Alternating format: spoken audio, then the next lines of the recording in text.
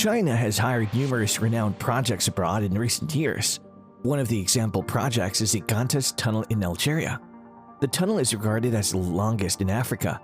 Algeria contributed 40 billion RMB to this project, but during the project's bid process, the difficult-to-build Qantas Tunnel caused 25 countries to forgo contract construction.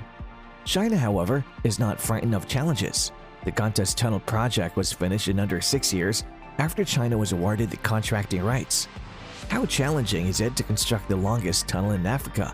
To find out, stay tuned and subscribe.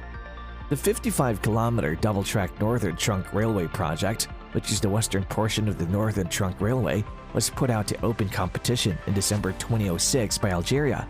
25 nations participated in the second bidding meeting, including well-known industrial giants Japan, Germany, Italy, and France. After a quick examination, they ultimately decided to abandon this initiative. In the end, the project was immediately taken over by China alone. There were skeptics speaking at this point. Some nations asserted that China's decision to take on this challenging endeavor was solely motivated by fear and pain. Intuitively speaking, there isn't a free lunch in the world. Behind the Qantas Tunnel's enormous advantages lies a comparable and formidable obstacle posed by nature. The geography is very varied, ranging from the coastal plain across the plateau hills to the desert, from Algiers, the northern region city, to the Sahara Desert, the largest sand desert in the world. 85% of the country's entire land area is desert.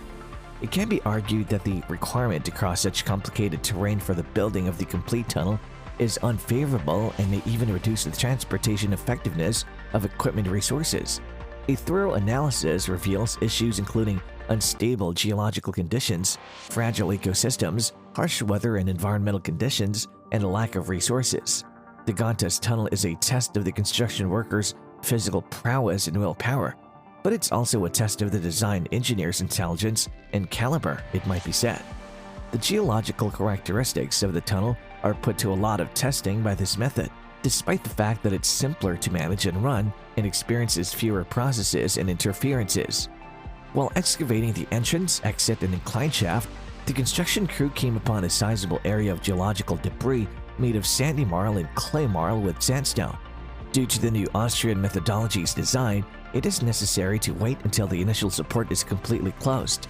This prolongs the period during which the tunnel's poor rock formation environment is exposed to the air, causing the marl to swell with water and severely deform the initial support. The structural changes of the rock formations that may be brought about during the construction process can be predicted with more rigor and accuracy, which improves operational safety. The rock formations are addressed in several categories based on data from other dimensions. Then post these findings on a global stage, gather domestic and foreign building professionals for several discussions and consultations, and eventually suggest the ideal treatment to obtain a stiff support structure for swelling rock. The stiff support design principle uses the new idea technique. Such a cumbersome procedure makes it difficult for China to move at all.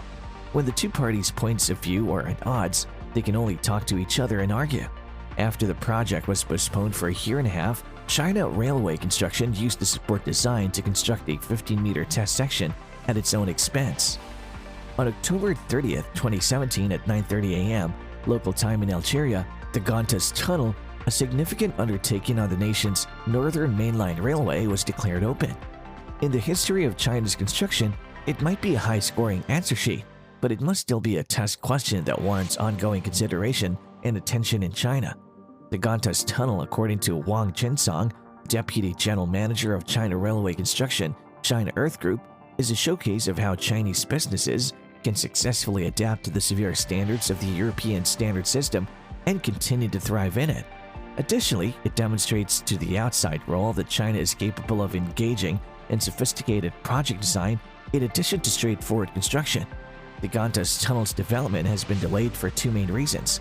Because of inadequacies in the French design firm's plan, an irreversible tunnel collapse resulted, demonstrating that the European standard at the time still needed work. China's urbanization has advanced significantly over the past 3 decades, making it the world's greatest market for infrastructure, guided by communist policies that are in line with local conditions. Furthermore, due to China's enormous landmass and wealth of natural resources, there's a growing demand for building infrastructure abroad. As a result, China has a wealth of civil expertise and experience that they may gain. And that's it for today. If you enjoyed the video, please like, share, and subscribe.